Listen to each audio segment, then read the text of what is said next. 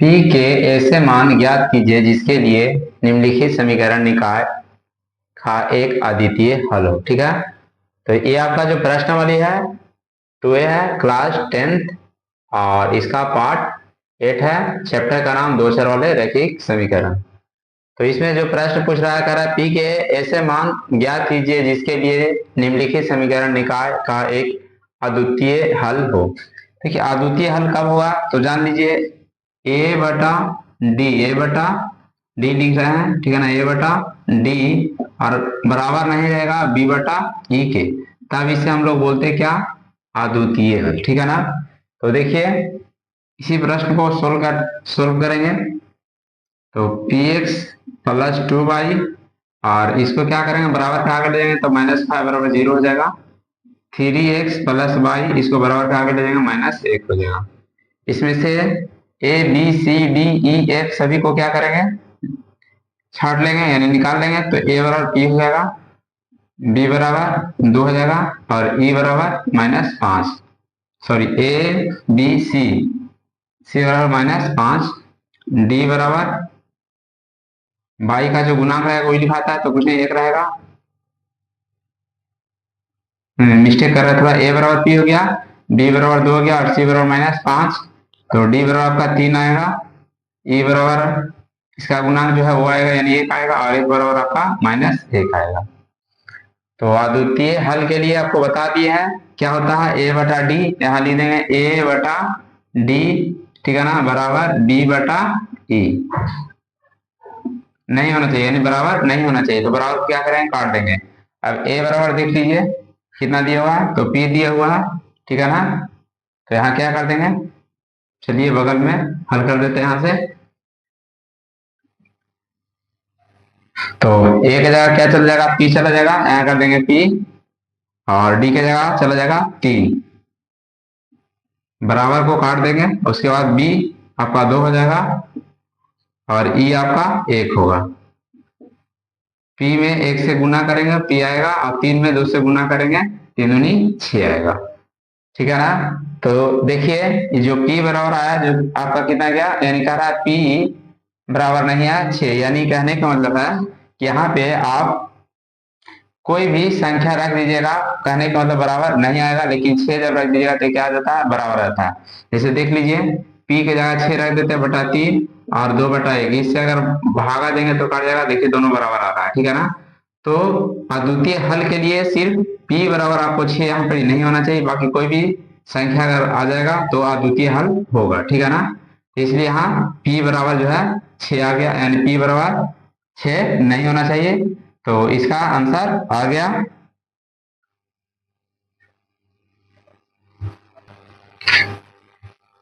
तो इसका दूसरा प्रश्न देखिए, कह रहा है अचर m का मान निकालें ताकि युग्म mx प्लस 2y बराबर 3 और उसके बाद दिया हुआ है 3x प्लस y बराबर 1 का a में केवल एक हल हो और b में कोई हल न हो।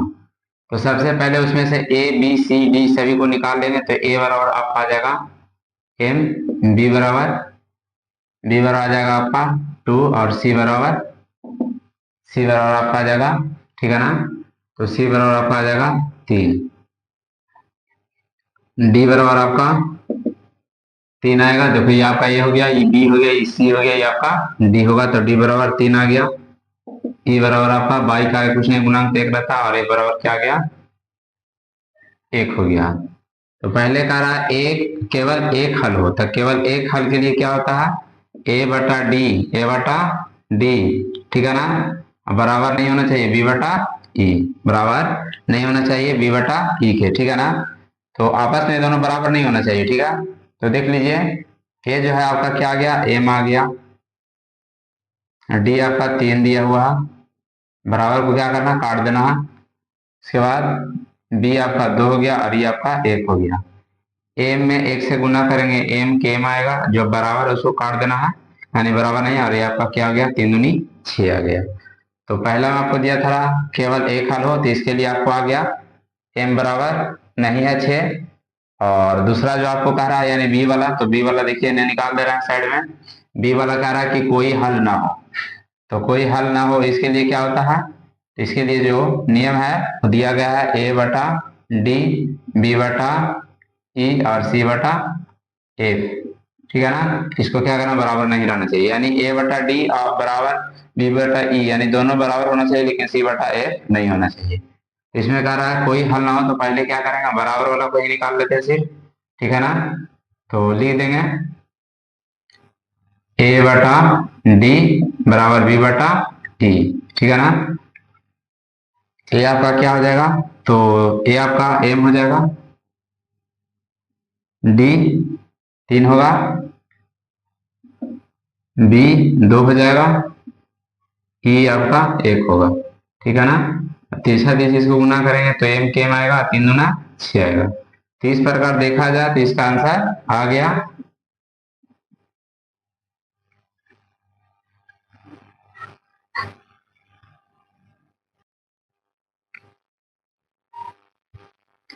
तो देखिए 33 का तीसरा प्रश्न करा, टी के किस मान के लिए निम्नलिखित युग्मों का कोई हल नहीं होगा। तो देखिए आपको बता चुके हैं कि कोई हल नहीं होगा, इसके लिए क्या होता है, ए बटा डी बराबर बी बटा ई और बराबर नहीं है सी बटा एफ, यानी दोनों बराबर होता है और सी बटा एफ बराबर नहीं होता है, तब इसका कोई हल नहीं होगा। तो इसी आधार पर बनाना होगा इसको, तो पहले लिख देते हैं ए बराबर आपका हो गया टी। ठीक है ना, ए बराबर टी आएगा, बी बराबर इसका आगे वाला गुणांक लिखा था यानी बाई का है, कुछ नहीं तो एक है, और सी आपका क्या हो जाएगा 1, डी तो डी बराबर आपका हो जाएगा टी माइनस 1। ठीक है ना, टी माइनस 1 और ई बराबर 2 आएगा, एफ बराबर 3।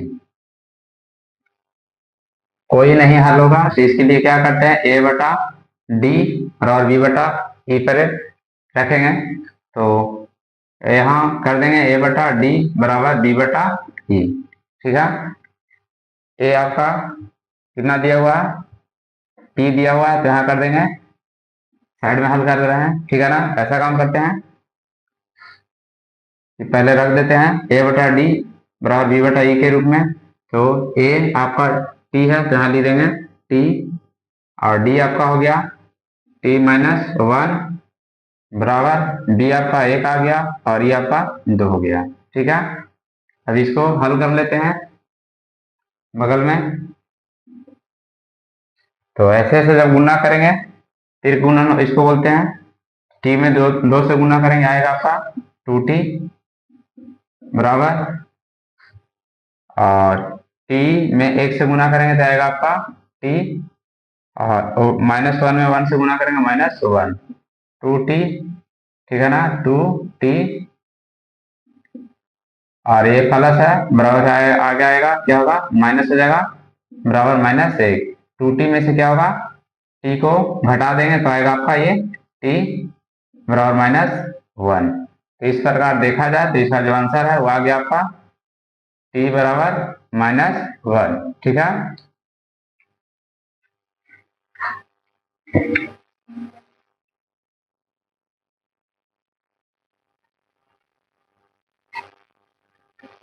तैतीस का तीसरा प्रश्न का बी देखिए, तो इसको भी टी के लिए किस मान के लिए निम्नलिखित युग्मों का कोई हल नहीं होगा, यानी उसी प्रकार बनेगा जैसे ए बना था।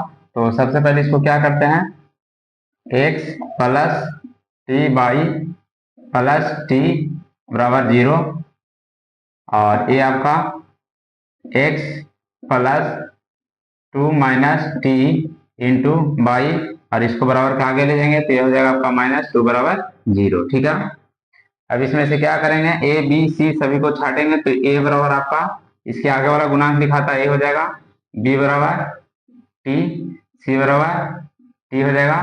ठीक है ना,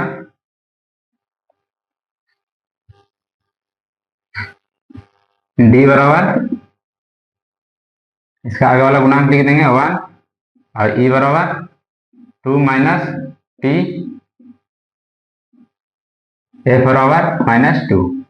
तो ही बताए हैं कि कोई हल नहीं होगा कब, जब ए बटा डी बराबर रहेगा बी बटा ई और बराबर नहीं रहेगा सी बटा एफ से। ठीक है ना, ये दोनों बराबर रहेगा, ये बराबर नहीं रहेगा, तो इसी आधार पर आपको सिर्फ निकाल देना है, यानी ए बटा डी बराबर बी बटा ई के रूप में ही निकालना है, यानी सी बटा एफ लिखने की कोई जरूरत नहीं है। ठीक है, तो चलिए रख देते हैं यहाँ ए बटा डी बराबर बी बटा ई। ए आपका एक हो गया, डी आपका एक हो गया, बी टी है, यानी बी जो है आपका क्या दिया हुआ है, टी दिया हुआ है, तो यहाँ रख देंगे टी, और ई आपका 2 माइनस टी। ध्यान दीजिए किस तरह से यहाँ हल करेंगे। इसको तीसरा तीसरी गुना करके, यानी 2 में 1 से गुना करेंगे 2 आएगा, और फिर 1 से माइनस टी में गुना करेंगे माइनस टी। ठीक है ना, यानी इसमें हल कर रहे हैं, देख लीजिए घेर दिए हैं ताकि आपको समझ में आए। और 1 से टी में जब गुना करेंगे तो टी आएगा।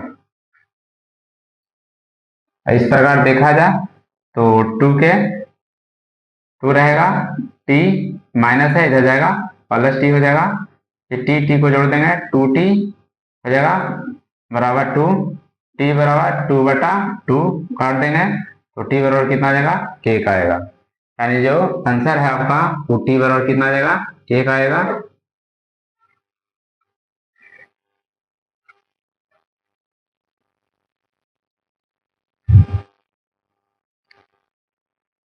तैतीस का तीसरा प्रश्न यानी सी उसी प्रकार हल होगा जैसे आगे दो को बनाए हैं। ठीक है ना, तो यहाँ भी क्या करेंगे, ए को लिखेंगे, यानी ए बराबर 3 हो जाएगा, बी बराबर का 1 हो जाएगा, और सी बराबर 1 हो जाएगा। ठीक है ना, क्योंकि बी इसके आगे वाला गुणांक लिखा था, डी बराबर 2t माइनस 1, ई बराबर t माइनस 1, और ए बराबर 2t प्लस 1। ठीक है ना, तो इस प्रकार हो गया। अब आपको बता चुके हैं कि कोई हल नहीं होगा, इसके लिए अभी बताए थे ए बटा डी और बी बटा ई दोनों क्या होना चाहिए, बराबर होना चाहिए, जबकि सी बटा ए बराबर नहीं होना चाहिए। ठीक है ना, तो हम इसी पर सिर्फ क्या करेंगे, इसको हल करेंगे। ठीक है, तो चलिए रख देते हैं फॉर्मूला ए बटा डी और बी बटा टी। यहाँ ध्यान दीजिए, ए आपका कितना है, 3 है, तो यहाँ कितना कर देंगे, 3 कर देंगे, और डी कितना दिया गया 2t माइनस 1, तो यहाँ क्या कर देंगे 2t माइनस 1। इसके बाद बराबर दिया गया तो बराबर कर देंगे, बी बी आपका 1 हो गया, यहाँ 1 कर देंगे, और ई आपका t माइनस 1, यहाँ लिख देंगे t माइनस 1। अब इसको गुना कर देंगे तो 3 में t से गुना करेंगे 3t आएगा, और 3 में माइनस 1 से गुना करेंगे माइनस 1, 2t में 1 से गुना करेंगे 2t आएगा, और माइनस 1 में 1 से गुना करेंगे माइनस 1, 3t प्लस है इधर आएगा तो आपको क्या होगा माइनस माइनस 1, ये माइनस है बराबर के साइड जाएगा क्या होगा प्लस हो जाएगा। 3t में से 2t को घटा लेंगे तो क्या आएगा t आएगा, और 3 में से जब माइनस यानी माइनस 1 में 3 को जब जोड़ेंगे तो क्या आएगा 2 आएगा। तो इस प्रकार देखा जाए तो इसका भी आंसर आ गया।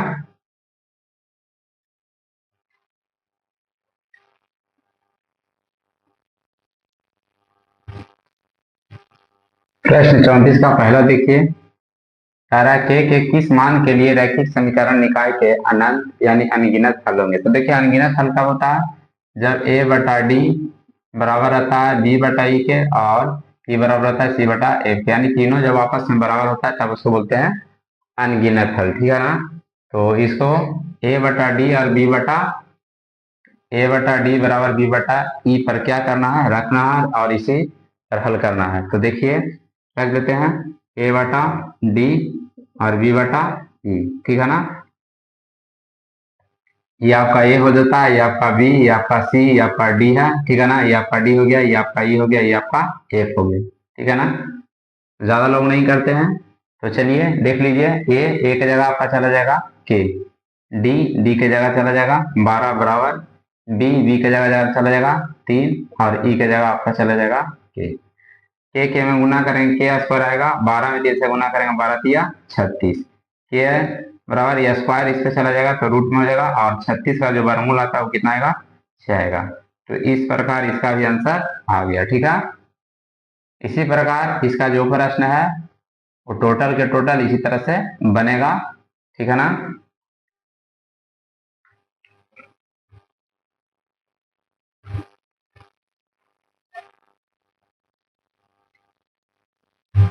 तो चलिए 34 का पहला के प्रश्न बी देख लीजिए, ठीक है ना। जैसे ए बनाया उसी तरह से बी को बना देंगे, तो इसके लिए भी लिख देते हैं ए बटा डी और बी बटा ई, ठीक है ना। ए बटा डी बी बटा ई, ये आपका ए हो गया, ये आपका बी, ये आपका सी, ये आपका डी ई और ये आपका क्या हो गया एफ हो गया, ठीक है ना। तो ए के जगह पे क्या रख देना है, 2 रख देना है, डी के जगह पे के प्लस 2 बराबर बी, तो बी आपका 3 हो जाएगा, ठीक है ना। और ई, तो ये आपका कितना हो जाएगा 6 हो जाएगा, ठीक है। अब ऐसे से गुना कर देंगे तो 3 क्या आएगा, और इस 2 में 3 से गुना करेंगे 6 आएगा, 6 दूना 12, 3 के प्लस सॉरी 3 के बराबर 12, और ये अब जो आपका जो प्लस 6 दिया गया बराबर के हट जाएगा माइनस हो जाएगा, 3 के बराबर 6 के बराबर 6 बटा 3, ये आपका आएगा 3 दूना 6, यानी के बराबर क्या आएगा आपका 2 आ जाएगा, ठीक है ना। इसका जो आंसर आ गया वो के बराबर क्या आ गया 2 आ गया। ये आपको समझने के लिए इस तरह से लिख देते हैं, ठीक है। ज्यादा इसको ए बी सी छाड़ने की कोई जरूरत है, इसी तरह से दर्शा देते हैं। इसी प्रकार इसमें भी देख लीजिए तो समझ गए होंगे, क्योंकि आपको बताया कि जिस तरह से पहला प्रश्न बना उसी तरह से इसमें बी और सी बना, यानी ए वाला की तरह, यानी अनगिनत हल्का होता है, तो ए बटा डी बी बटा ई और सी बटा ए, तीनों क्या रहेगा बराबर रहेगा। लेकिन तीनों को लेकर नहीं चलना है, सिर्फ आपको क्या लेना है, ए बटा डी बराबर बी बटा ई को ही लेकर के चलना होगा, ठीक है। तो इसमें भी रख देते हैं ए बटा डी बराबर बी बटा ई, ये आपका कितना हो जाएगा, तो ये आपका ए हो गया, ये आपका बी हो गया, ये आपका सी हो गया, ये आपका डी हो गया, ये आपका ई हो गया, ये आपका क्या हो गया एफ हो गया। तो ए का जगह पे चला जाएगा 2, डी आपका 4 हो जाएगा बराबर, तो बराबर बी आपका 3 हो जाएगा, और ई आपका क्या होगा ये हो जाएगा, ठीक है ना। तो ऐसे से गुना कर देंगे तो आ जाएगा 2 के, ऐसे गुना करेंगे तो 4 तिया 12, के बराबर निकालेंगे 12 बटा 2, 6 दूनी 12, यानी के बराबर क्या आएगा 6 आएगा। तो इस प्रकार इसका भी आंसर आ गया। वीडियो अगर अच्छा लगता है तो चैनल को सब्सक्राइब जरूर करें और अपने दोस्तों के पास भी शेयर करें।